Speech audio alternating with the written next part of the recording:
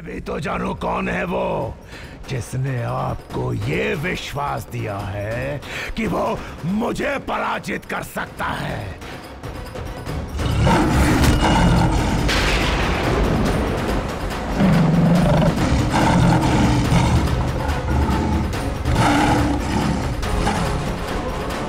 वैसे तो उनके कई नाम हैं, परंतु उन सब में मेरा सबसे प्रिय नाम वही है जिसे अपने भक्त के मुख से सुनकर वे स्वयं भी यहां आने से खुद को रोक नहीं सके। नारायण।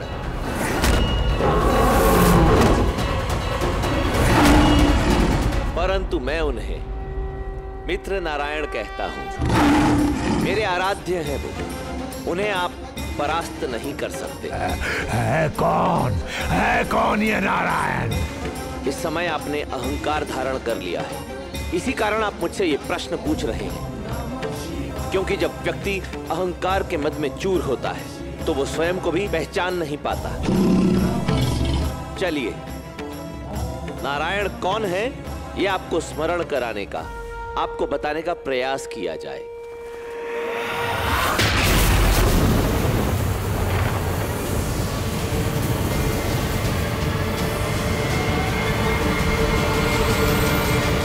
शब्दों में उनकी प्रशंसा करना या उनके व्यक्तित्व की व्याख्या करना संभव तो नहीं, परंतु मैं प्रयास अवश्य करूंगा। नारायण शक्ति का विशाल सागर है, संसार के पालन करता, हर युग में अनेक रूपों के स्वामी, राम बनकर धैर्य का पाठ पढ़ाएंगे, कृष्ण बनकर लीलाएं दिखाएंगे, सहनशीलता में कुर्म और पराक्रम में परशुराम के समान इस पूरे ब्रह्मांड में उन जैसा कोई दूसरा नहीं है। मेरे आराध्य, मेरे मित्र श्री नारायण।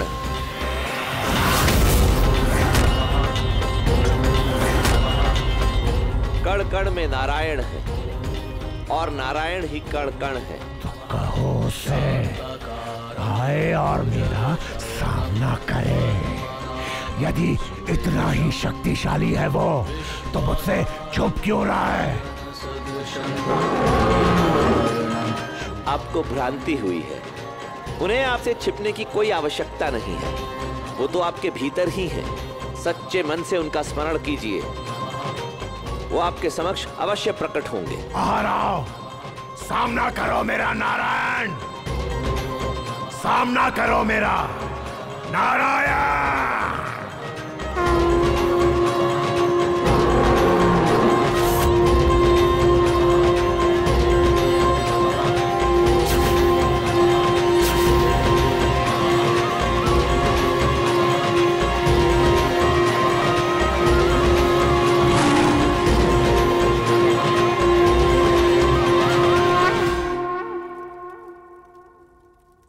आप यहाँ? नारायण, मैं आपको स्मरण कराने आया हूँ कि आप एक बार पुनः अपना मित्र धर्म भूल गए थे। अपने कर्तव्य का निर्वहन करने के लिए अकेले ही यहाँ आ गए।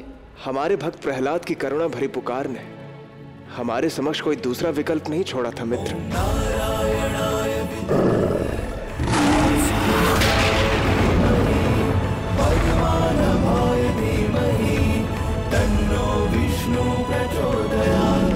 ये आपका ही अहंकार है, इसका अंत भी आपको ही करना होगा, क्योंकि अपने अहंकार का अंत व्यक्ति स्वयं ही कर सकता है।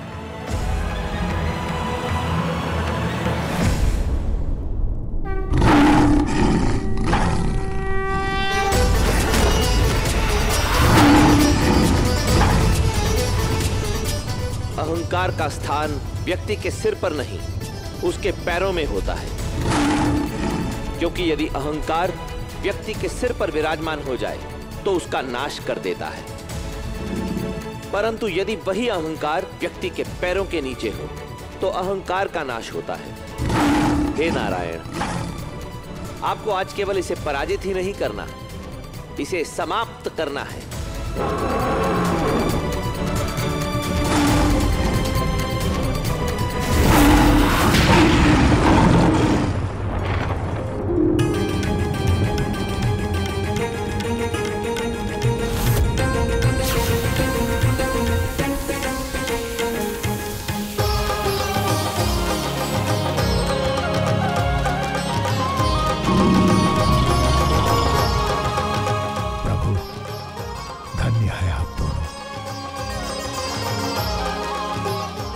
अहंकार को समाप्त कर आपने मुझे शांत किया।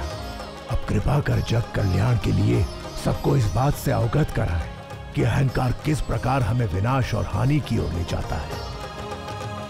अहंकार अर्थात मैं, और जहां मैं का बीज बोया जाता है वहां हम का फल कभी प्राप्त नहीं होता। अहंकार में व्यक्ति न केवल दूसरों को भूल जाता है अपितु स्वयं को भी भुलाकर केवल अपनी उत्तमता सिद्ध करने के विषय में सोचता है। अपने अवगुणों को भी अपने गुण बताते हुए सीख के और ज्ञान के सभी मार्ग बंद कर देता है। अहंकार हमें नेत्रहीन बना देता है, हमें हमारे मार्ग से, हमारे लक्ष्य से भटका देता है। जिस प्रकार हमारी आत्मा का विकास हमारे ज्ञान, हमारी भक्ति पर निर्भर करता है, उसी प्रकार अहंकार हमारी आत्मा, हमारे जीवन के पतन का कारण भी बनता है। मैं और मेरा लाते हैं केवल अंधेरा।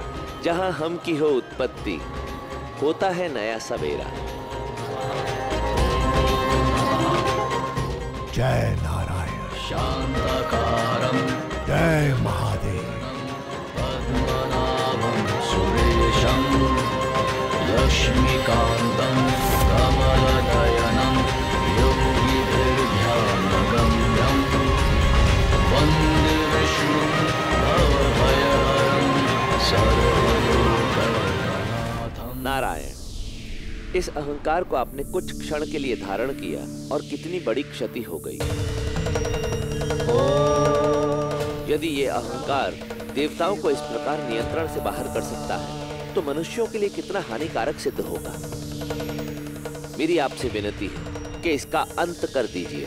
अभी इसी क्षण इसे सूर्यदेव की किरणों में भस्म कर दीजिए।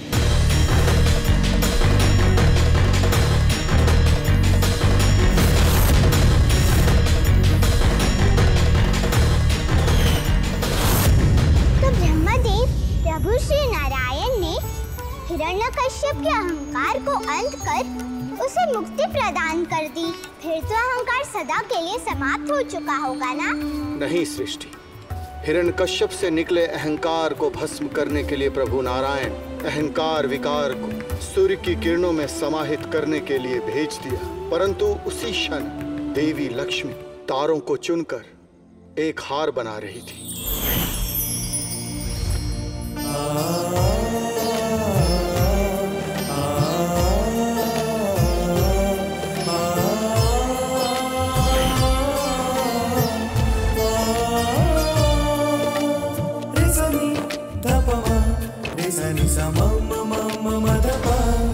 अति सुंदर।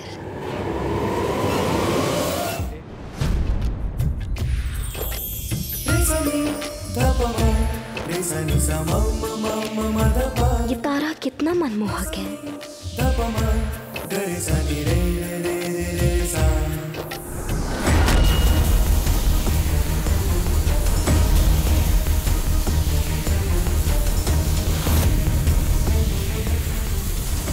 इस तारे को, इस आभूषण का अंश तो होना ही पड़ेगा।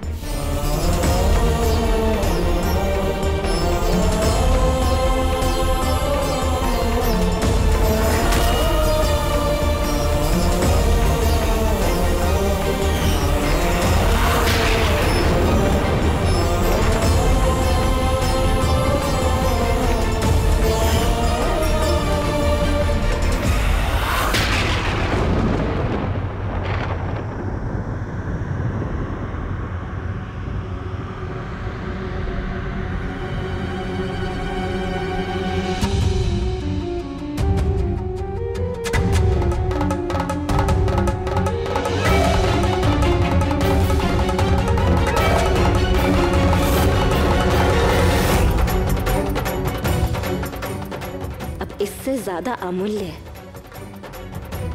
तो केवल हमारे नारायण ही है।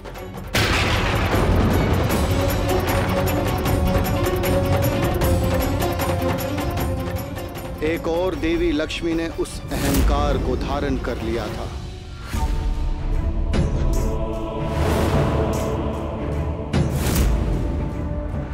दूसरी ओर देवी पार्वती महादेव के मोह में थी और उन्होंने महादेव की भेंट की हुई माला को मोह माला के माध्यम से अपने गले में धारण किया था।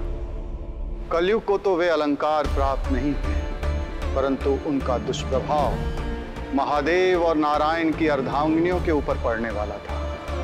कलयुग दूसरी ओर देवी लक्ष्मी से अहंकार अलंकार और देवी पार्वती से मोह अलंकार प्राप्त करने का षड्यंत्र का बीज बो चुका था, अपने ही भाई हिग्रीव के माध्यम से।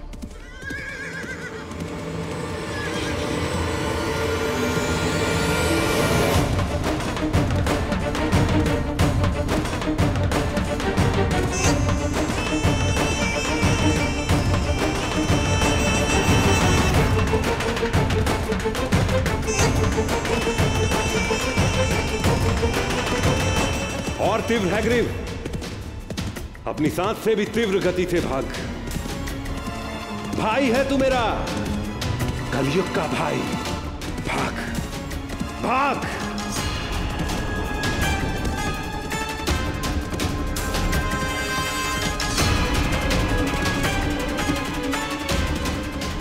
वास्तविक अश्व वो होता है जो वायु से भी अधिक तीव्र गति से भागे, किंतु तुझमें ना तो गति है ना मति, और ना ही अश्व के समान शक्ति। किसी कार्य का नहीं है तू, किसी कार्य का। अश्व के नाम पर एक कलंक है तू, और तुझे अपना भाई कहते हुए मुझे घृणा आती है। घृणा।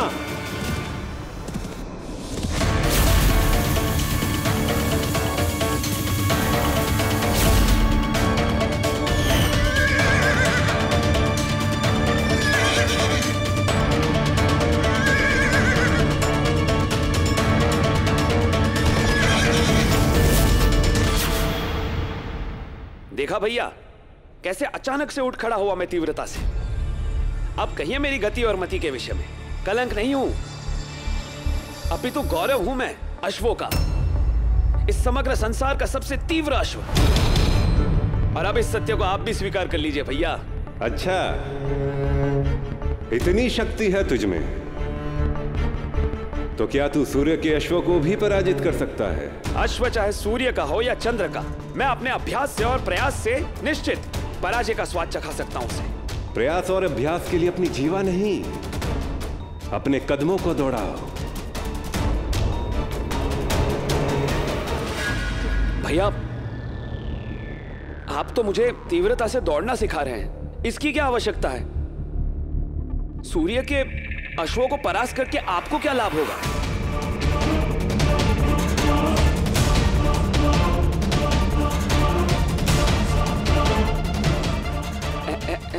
ऐसे मत देखिए भैया, डर लगता है।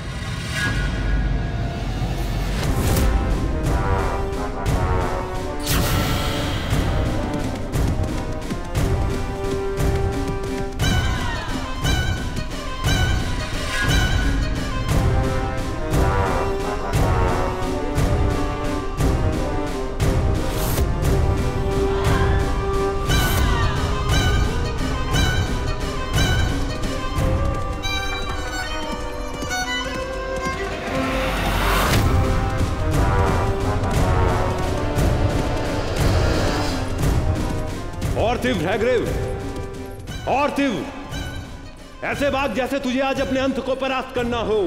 भाग और तेज। ये आपने किस पर दांव खेल दिया काली? ये मंदबुद्धि आपका अस्त्र बनके देवियों से अलंकार प्राप्त करने में सफल होगा? यदि आपको अपनी इस योजना पर विश्वास है, तो मुझे इस योजना के सफल होने का संदेह है। मेरी सफलता और असफलता इसकी बुद्धि और गति पर नहीं, अपितु मेरे षड्यंत्र पर निर्भर करती है मृत्यु। यह कोई अस्त्र नहीं, केवल एक छोटा सा माध्यम मात्र है, और जिसके रक्त से मैं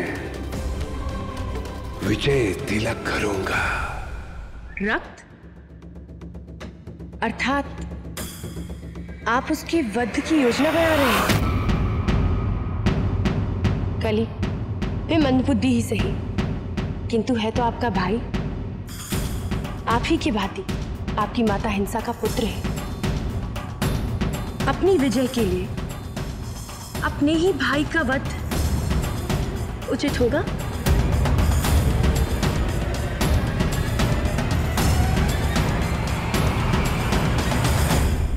कलयुग संबंधों को प्रेम से नहीं, स्वार्थ से निभाता है मृत्यु। कलयुग में जिसके पास छल होगा उसी के पास बल होगा, और वही राजा होगा कलयुग का। हर युग की भांति मैं भी तो एक युग ही हूं मृत्यु।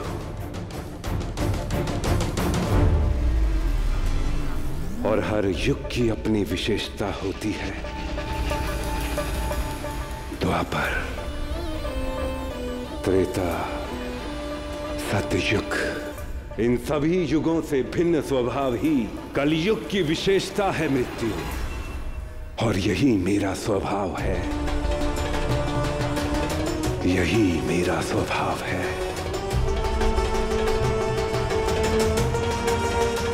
स्मरण रहे। अब तुम ये सोचना बंद करो मृत्यु कि वैकुंठ और कैलाश पर जहां तुम्हारा कली नहीं पहुंच पाया, वहां ये हैग्रीव कैसे पहुंचेगा। क्योंकि वहां तक पहुंचने के लिए पांव भले ही इसके होंगे, किंतु ये चलेगा केवल कलयुग के षड्यंत्र के पथ पर। हमें तो यह सोचना चाहिए कि सर्वप्रथम हमें कौन सा विकार प्राप्त होगा मृत्यु। नारायण की चंचल, देवी लक्ष्मी से अहंकार, या देवी पार्वती से मोह।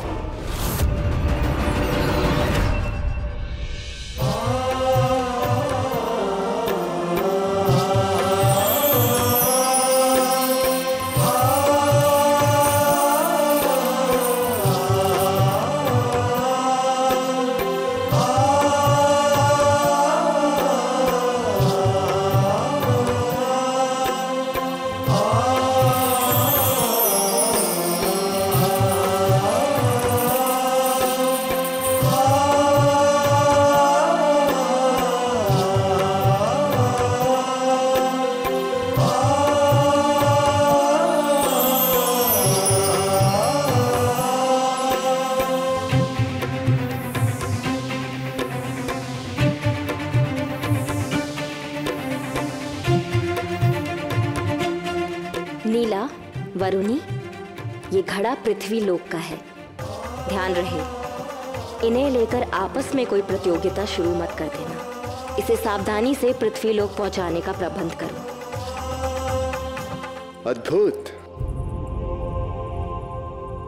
आज किस भाग्यशाली पर देवी लक्ष्मी की कृपा बरसने वाली है। निश्चित ही कोई परम भक्त होगा। उचित कहा आपने, वो परम भक्त ही है, किंतु हमारा नहीं, आपका।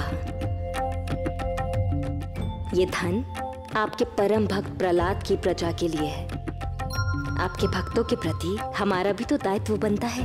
आप धन्य हैं देवी, और हम कितने भाग्यशाली हैं कि आप हमारी अर्धांगिनी हैं, जो अपने भक्तों के समान हमारे भक्तों का भी ध्यान रखती है।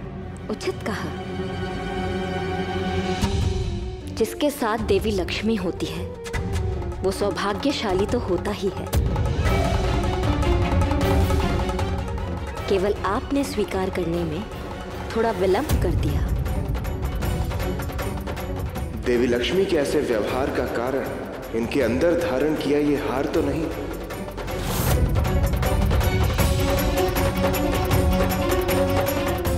ये तो अहंकार का प्रतीक है।